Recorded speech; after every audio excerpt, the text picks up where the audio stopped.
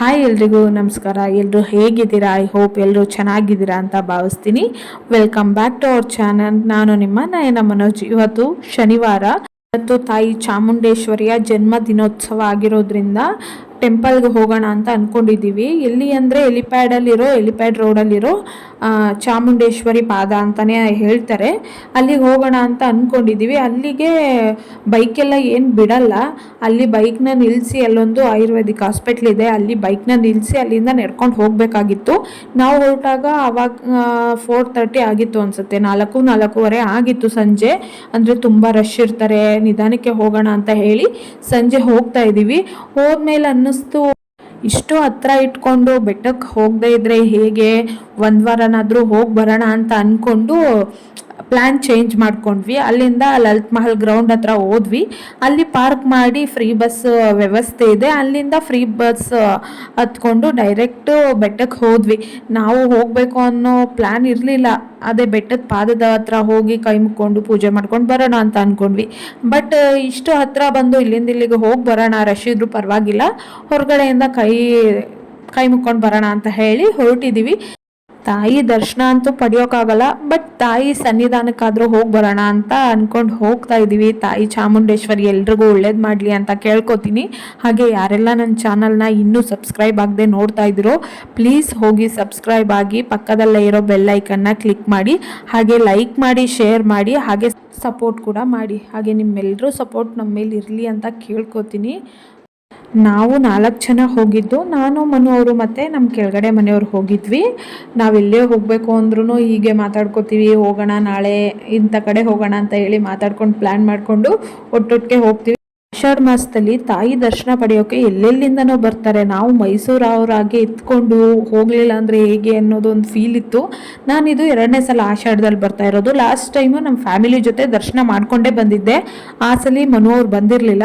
So ಹಾಗಾಗಿ ಮನೋವ್ರ ಜೊತೆ ಹೋಗೋಣ ಅಂತ ಹೇಳಿ ಅವರೂ ಕನ್ವಿನ್ಸ್ ಮಾಡಿ ಹೇಗೋ ಕರ್ಕೊಂಡು ಬಂದೆ.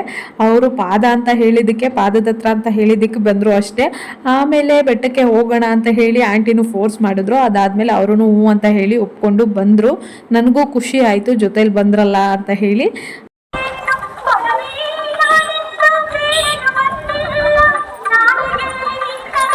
ದೇವಸ್ಥಾನ ಸುತ್ತ ಬ್ಯಾರಿಗೇಟ್ ಹಾಕ್ಬಿಟ್ಟಿದ್ದಾರೆ. ತುಂಬ ದೂರದಿಂದನೇ ನಿಂತು ನೋಡಬೇಕು. ಗೋಪುರ ನೋಡ್ತಾ ನಿಂತಿದ್ವಿ, ಅಷ್ಟರಲ್ಲಿ ತಾಯಿ ಮೆರವಣಿಗೆನೇ ಬಂದುಬಿಡ್ತು. ನಮಗಂತೂ ತುಂಬ ಅನ್ಎಕ್ಸ್ಪೆಕ್ಟೆಡ್ ಅಂತಲೇ ಹೇಳ್ಬೋದು. ನಾವು ಸುಮ್ಮನೆ ನೋಡ್ತಾ ನಿಂತಿದ್ವಿ ಫೋಟೋಸ್ ತಗೊಳ್ಳೋಣ ಅಂತ ಹೇಳಿ. ಅಷ್ಟರಲ್ಲಿ ತಾಯಿನ ಮೆರವಣಿಗೆ ಮಾಡಿಕೊಂಡೇ ಕರ್ಕೊಂಡು ಬಂದರು. ಆವಾಗ ಅನ್ನಿಸ್ತು, ನಾವು ಒಳಗಡೆ ಹೋಗೋದಕ್ಕಿಂತ ತಾಯಿ ದರ್ಶನ ಇಲ್ಲೇ ಆಗೋಯ್ತಲ್ಲ ಅಂತ ತುಂಬಾ ಖುಷಿ ಆಯಿತು.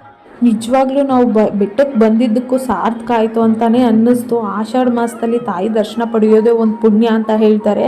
ನಿಜವಾಗ್ಲೂ ನಾವು ಅನ್ಎಕ್ಸ್ಪೆಕ್ಟೆಡ್ ಅಂತಲೇ ಹೇಳ್ಬೋದು. ನಿಜವಾಗ್ಲೂ ಅಂದ್ಕೊಂಡೇ ಇರಲಿಲ್ಲ ಇವತ್ತು ನಾವು ತಾಯಿನ ನೋಡ್ತೀವಿ ಅಂತ. ಸ್ವಲ್ಪ ಹೊತ್ತು ಹಾಗೆ ನಿಲ್ಲಿಸಿದ್ರು, ಕಣ್ಣು ತುಂಬ್ಕೊಂಡ್ವಿ. ತಾಯಿನ ದರ್ಶನ ಪಡೆದು ನಿಜವಾಗ್ಲೂ ಕಣ್ಣು ತುಂಬ್ಕೊಂಡ್ವಿ. ನಮಗಂತೂ ತುಂಬಾ ಖುಷಿ ಆಯಿತು.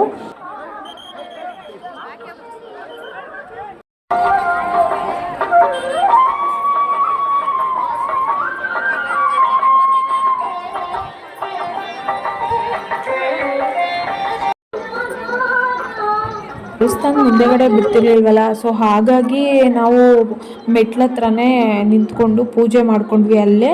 ಪೂಜೆನ ಅಲ್ಲೇ ಮುಗಿಸ್ಕೊಂಡ್ವಿ. ಏನು ಮಾಡೋದು, ಅಲ್ಲಂತೂ ಹೋಗಿ ಪೂಜೆ ಮಾಡೋಕ್ಕಾಗಲ್ಲ ತಾಯಿ ಹತ್ರ. ಹಾಗಾಗಿ ಇಲ್ಲಿ ನಿಂತ್ಕೊಂಡೆ ಪೂಜೆ ಮಾಡ್ಕೊಳ್ಳೋಣ ಅಂತ ಹೇಳಿ ಇಲ್ಲೇ ಪೂಜೆ ಮಾಡ್ಕೋತಾ ಇದ್ದೀವಿ. ಎಲ್ಲಿ ನಿಂತು ಮಾಡಿದ್ರೂ ದೇವ್ರಿಗೆ ಸಲ್ಲುತ್ತೆ ಅಲ್ವಾ. ಹಾಗಾಗಿ ಎಲ್ಲಿ ಮಾಡಿದ್ರೂ ದೇವ್ರು ಒಂದೇ ಅಂತ ಹೇಳಿ ಎಲ್ಲರೂ ಇಲ್ಲೇ ಪೂಜೆ ಮಾಡ್ತಾಯಿದ್ರು.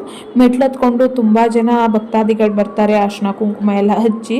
ನಾನು ಒಂದು ವಾರ ಹೋಗೋಣ ಅಂತ ಅಂದ್ಕೊಂಡಿದ್ದೀನಿ, ಲಾಸ್ಟ್ ವಾರ, ಆದರೆ ಹೋಗ್ತೀನಿ, ನೋಡೋಣ ಏನಾಗುತ್ತೆ ಅಂತ. ಬಟ್ ಒಬ್ಬಳೇ ಹೋಗ್ಬೇಕಲ್ಲ ಅನ್ನೋದೊಂದು ಫೀಲ್ ಇದೆ. ನೋಡೋಣ, ಹೋಗೋಣ. ತಾಯಿ ಮತ್ತೊಮ್ಮೆ ಏನಾದರೂ ಕರ್ಸ್ಕೊಳ್ಳೋ ಅಂತ ಇದ್ದಿದ್ರೆ ನಾನು ಖಂಡಿತ ನೆಕ್ಸ್ಟ್ ವಾರ ಹೋಗಿ ಹಚ್ಚಬೇಕು ಅಂತ ಅಂದ್ಕೊಂಡಿದ್ದೀನಿ. ಹಾಗೆ ಆಷಾಢ ಮಾಸದಲ್ಲಿ ಹೊಸದಾಗಿ ಮದುವೆ ಆಗಿರೋ ಜೋಡಿಗಳು ತಾಯಿ ದರ್ಶನ ಪಡೆದ್ರೆ ಒಳ್ಳೆಯದು ಅಂತ ಹೇಳ್ತಾರೆ. ಹಾಗೆ ದರ್ಶನ ಎಲ್ಲ ಮುಗಿಸ್ಕೊಂಡು, ತಾಯಿ ದರ್ಶನ ಮುಗಿಸ್ಕೊಂಡು, ಪೂಜೆನೂ ಮುಗಿಸ್ಕೊಂಡು ಹೊರಟಿದ್ದೀವಿ. ಹೊರಡ್ತಾ ಹಾಗೆ ಚುರುಮುರಿ ಮತ್ತು ಬೋಂಡಾ ಬಜ್ಜಿ, ಅಂದರೂ ಚಳಿ ಇತ್ತು ತುಂಬ, ಅಂದರೆ ತುಂಬ ಸಿಕ್ಕಾಪಟ್ಟೆ ಗಾಳಿ ಇತ್ತು. ಹಾಗಾಗಿ ಅಲ್ಲೇ ಕೂತ್ಕೊಂಡು ಸ್ನ್ಯಾಕ್ಸ್ ತಿಂದ್ಕೊಂಡು ಹಾಗೆ ಸ್ವೀಟ್ ಕಾರ್ನ್ ಕೂಡ ತೊಗೊಂಡ್ವಿ ಪಾರ್ಸಲ್ಲು. ಎಲ್ಲ ಮುಗಿಸ್ಕೊಂಡು ಇನ್ನೇನೋ ಮನೆಗೆ ಹೊರಟಿದ್ವಿ. ಅಷ್ಟರಲ್ಲಿ ಒಂದು ಇನ್ಸಿಡೆಂಟ್ ಆಯಿತು. ನಿಜವಾಗ್ಲೂ ಎಷ್ಟು ಖುಷಿ ಆಯಿತು, ಅಷ್ಟೇ ಬೇಜಾರಾಯಿತು. ನಾವು ಇನ್ನೇನೋ ಬಸ್ ಹತ್ತೋಕೆ ಅಂತ ಹೋಗ್ತಾ ಇದ್ವಿ.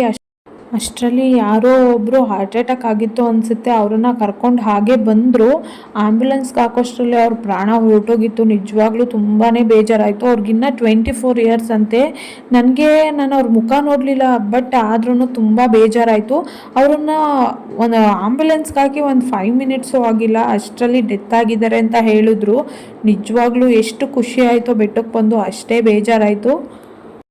4 ಗಂಟೆಗೆ ಬಂದು ತಾಯಿ ದರ್ಶನಕ್ಕೋಸ್ಕರ ಕ್ಯೂನಲ್ಲಿ ನಿಂತು ಸಂಜೆ 4-5 ಗಂಟೆ ತನಕನೂ ನಿಂತು ದರ್ಶನ ಪಡ್ಕೊಂಡಿದ್ದಾರೆ. ಪಾಪ ದರ್ಶನ ಪಡೆದು ಹೊರಗಡೆ ಬಂದು ಸುಸ್ತು ಅಂತ ಹೇಳಿ ತಲೆ ಸುತ್ತು ಬಿದ್ದ ತಕ್ಷಣವೇ ಅವ್ರ ಪ್ರಾಣ ಹೋಗಿದೆ ಅನಿಸುತ್ತೆ. ಅಲ್ಲಿ ಅವ್ರ ಜೊತೇಲಿ ಇದ್ದವರು ಸ್ವಲ್ಪ ಜನ ಹೇಳ್ತಾ ಇದ್ರು, ಪಾಪ ಬೆಳಗ್ಗೆಯಿಂದನೂ ಕ್ಯೂನಲ್ಲಿ ನಿಂತು ಚೆನ್ನಾಗಿ ಮಾತಾಡಿಸ್ಕೊಂಡಿದ್ದ ಹುಡುಗ, ಇವಾಗ ನೋಡಿದ್ರೆ ಹೀಗಾಯಿತು ಅಂತ ಅವರೆಲ್ಲ ತುಂಬಾ ಬೇಜಾರು ಮಾಡಿಕೊಂಡು ಹೇಳ್ತಾ ಇದ್ರು. ಏನೂ ಮಾಡೋಕ್ಕಾಗೋದಿಲ್ಲ ಅಲ್ವಾ, ಹಣೆಯಲ್ಲಿ ಬರ್ದಿದ್ದನ್ನು ಯಾರ ಕೈಯಿಂದನೂ ತಪ್ಸೋಕ್ಕಾಗೋದಿಲ್ಲ. ಮನುಷ್ಯರ ಜೀವನ ನೀರಿನ ಮೇಲಿನ ಗುಳ್ಳೆ ಅನ್ನೋದು ಎಷ್ಟು ಸತ್ಯ ಅಲ್ವಾ. ಹೀಗಿದ್ದವ್ರು ಹೀಗಿರಲ್ಲ ಅಂಥದ್ದಕ್ಕೆ ಯಾಕೆ ಜನ ನಾನು ಅಂತ ಇದು ಮಾಡ್ತಾರೋ ಗೊತ್ತಿಲ್ಲ. ಆದರೆ ನನಗಂತೂ ತುಂಬಾ ಬೇಜಾರಾಯಿತು. ನಾವು ಹೋಗಿದ್ದವ್ರು ಎಲ್ರಿಗೂ ಬೇಜಾರಾಯಿತು. ಅಂದರೆ ಅವ್ರಿಗೆ ಈಗ 24 ಇಯರ್ಸ್ ಆಗಿರೋದ್ರಿಂದ ಅವ್ರಿಗೇನು ಹಾರ್ಟ್ ಅಟ್ಯಾಕ್ ಆಗೋವಂಥ ಏಜ್ ಕೂಡ ಅಲ್ಲ. ಬಟ್ ಅವರು ಫ್ರೆಂಡ್ಸ್ ಜೊತೆ ಬಂದಿದ್ದರಿಂದ ಅವ್ರ ಫ್ಯಾಮಿಲಿ ನೋವನ್ನ ಹೇಗೆ ತಡ್ಕೊಳ್ಳುತ್ತೋ ಏನೋ ಗೊತ್ತಿಲ್ಲ.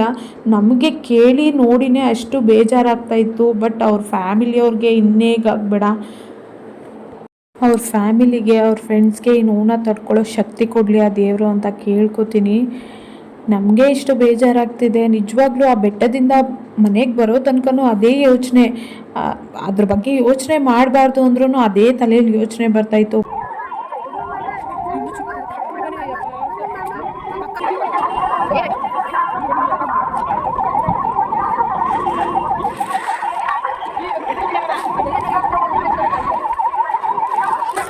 ಪ್ರಸಾದ ಸಿಕ್ತು ನಮಗೆ. ಪ್ರಸಾದ ಯಾರೆಲ್ಲ ವಿಡಿಯೋನ ಸ್ಕಿಪ್ ಮಾಡದೆ ಕೊನೆವರೆಗೂ ನೋಡಿದ್ರೋ ಎಲ್ರಿಗೂ ಧನ್ಯವಾದಗಳು. ಹೀಗೆ ನಮ್ಮ ವೀಡಿಯೋಸ್ನ ನೋಡ್ತಾ ಇರಿ, ನಮಗೂ ಕೂಡ ಸಪೋರ್ಟ್ ಮಾಡಿ. ಹಾಗೆ ಸಬ್ಸ್ಕ್ರೈಬ್ ಆಗೋದನ್ನು ಮರಿಬೇಡಿ. Thank you all.